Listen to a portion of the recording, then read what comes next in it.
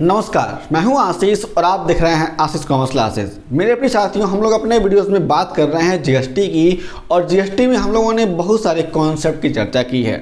आज के वीडियो में हम लोग समझेंगे कि कौन कौन सी बातें, कौन कौन सी चीज़ें यानी कौन कौन से उत्पाद हमारे जीएसटी के अंतर्गत हैं और कौन कौन से उत्पाद यानी कौन कौन से गुड्स यानी कौन कौन से माल जिसे हम लोग सामान कहते हैं, वस्तु कहते हैं, वह जीएसटी से बाहर है। यह वीडियो बहुत ही इंपॉर्टेंट है, यह टॉपिक बहुत ही इंपॉर्टेंट है, इसलिए इसको बहुत ही ध्यान से देखें, समझें और इसको आप लोग रट लें, याद कर लें। जनरल नॉलेज की दृष्टि से भी और एग्जाम के पॉइंट ऑफ व्यू से भी बहुत इंपॉर्टेंट हो जाता है ये। हम लोग बात करते हैं अब कि कौन सी वस्तुएं हमारे जीएसटी से बाहर हैं और जीएसटी के अंदर हैं। यहाँ पर कुछ 5 वस्तुओं की चर्चा की गई है, 5 कैटेगरी दी गई है और उसका यहाँ पर डिस्क्रिप्शन यानी विवरण दिया गया है। हम लोग अब आगे देखते हैं। तो पहला है कि मानवीय उपयोग के लिए अल्कोहल यानी alcoholic liquor for human consumption, यानी जो लोग पीते हैं अल्कोहल, जिसको हम लोग साधारण भाषा में दारू कहते हैं। तो अगर कोई भी व्यक्ति दारू पीता है या फिर जो भी दारू की दुकानें होती हैं, वहाँ पर जितने भी दारू मिलते हैं, शराब मिलते हैं, उन सारे के सारे शराबों पर क्या होता है, जो भी जीएसटी है उस पर जीएसटी नहीं लगता है। क्या होता है? शराबों पर जीएसटी नहीं लगता है।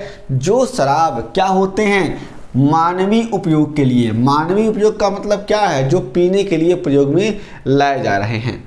तो अगर जो भी शराब है उस पर जीएसटी नहीं लगता है तो भाई उस पर क्या लगता है?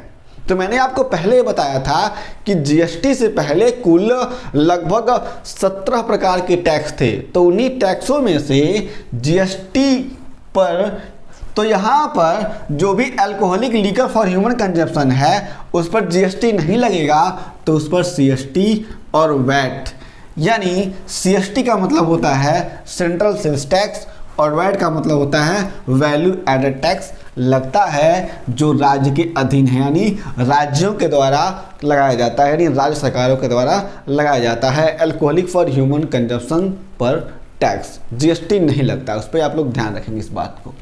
दूसरा है, बहुत इंपॉर्टेंट है ये, 5 पेट्रोलियम उत्पाद यानी 5 पेट्रोलियम प्रोडक्ट। कच्चा तेल, डीजल, पेट्रोल, प्राकृतिक गैस जिसको हम लोग कहते हैं नेचुरल गैस एवं एटीएफ। तो यहाँ पर इन 5 उत्पादों पर क्या होता है, जो भी जीएसटी है, जीएसटी नहीं लगता है। थोड़ा मैं इसको डिटेल में समझा देता हूँ। कच्चा तेल आप लोग जानते ही हैं, डीजल जानते ही हैं, पेट्रोल जानते ही हैं, प्राकृतिक गैस जो आपके पास घर में चूल्हा जलता है उसका, और एटीएफ, इसका फुल फॉर्म होता है एविएशन टरबाइन फ्यूल, जो भी जहाज़ों को चलाने के लिए उपयोग में आता है। तो इन 5 प्रकार के पेट्रोलियम प्रोडक्ट पे जीएसटी लगता ही नहीं है, जीएसटी से बाहर का रास्ता दिखा दिया गया है। कहा गया है कि भाई देखो, तुमको हम जीएसटी से बाहर करते हैं, इस पर जीएसटी नहीं लगेगा। तो इस पर अगर जीएसटी नहीं लगेगा तो क्या लगेगा, आप लोग ध्यान देंगे इस बात को, यहाँ पे मैंने बताया हुआ है विवरण में। जीएसटी परिषद की अनुशंसा पर कहा गया है जीएसटी लागू की तिथि का निर्धारण होगा, यानी जो भी जीएसटी काउंसिल है, जो भी जीएसटी परिषद है, वह जब कहेगी, ठीक है ना, जीएसटी परिषद जब कहेगी तब क्या होगा, लागू होगा। क्या? जीएसटी लागू होगा।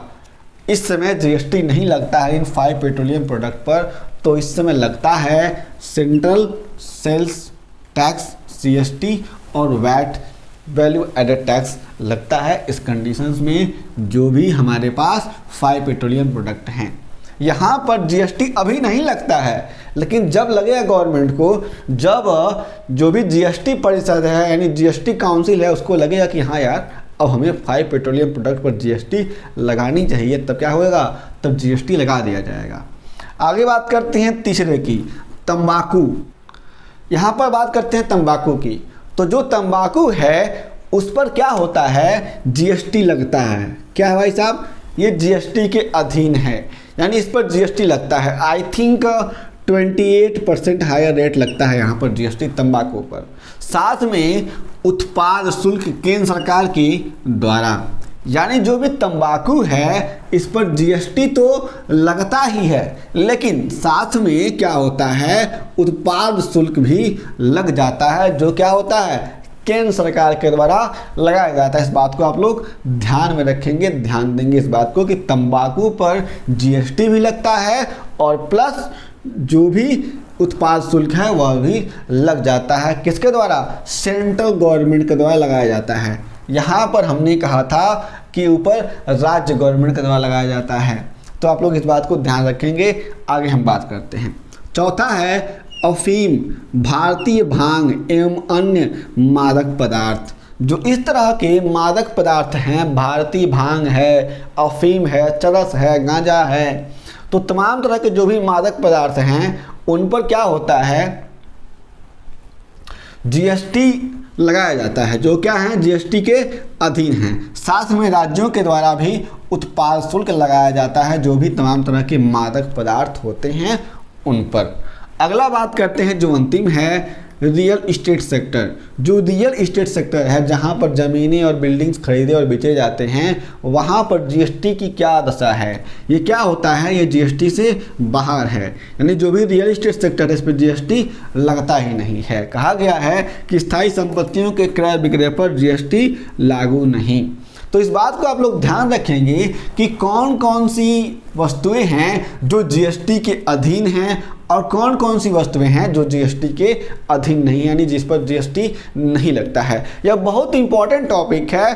आप लोग इस टॉपिक में जो भी बातें बताई गई हैं उन सारी की सारी बातों को लिख करके अच्छे तरीके से याद कर लें, समझ लें। इस वीडियो का नोट्स मैं आप सभी को अपनी वेबसाइट्स www.asiscommerceclasses.com पर दे दूंगा। आप लोग वहां जा करके इसे पढ़ सकते हैं, हमेशा का हमेशा वहीं पर ये पड़ा रहेगा। यदि आपके पास और कोई प्रश्न है तो उन सारे के सारे प्रश्नों का मैं जरूर बताएं, आपके सही प्रश्नों का उत्तर हम लोग जरूर देंगे। यदि आपने चैनल को सब्सक्राइब नहीं किया, सब्सक्राइब कर लें, वीडियो को शेयर कर दें, बेल आइकन को दबा लें कि आगे भी जो भी मैं वीडियो बनाऊंगा जीएसटी के, इनकम टैक्स के सारे वीडियोस के नोटिफिकेशन आप सभी के पास शीघ्र अतिशीघ्र पहुंच सकेंगे। हम फिर से मिलेंगे एक नए वीडियो के साथ, तब तक के लिए जय हिंद।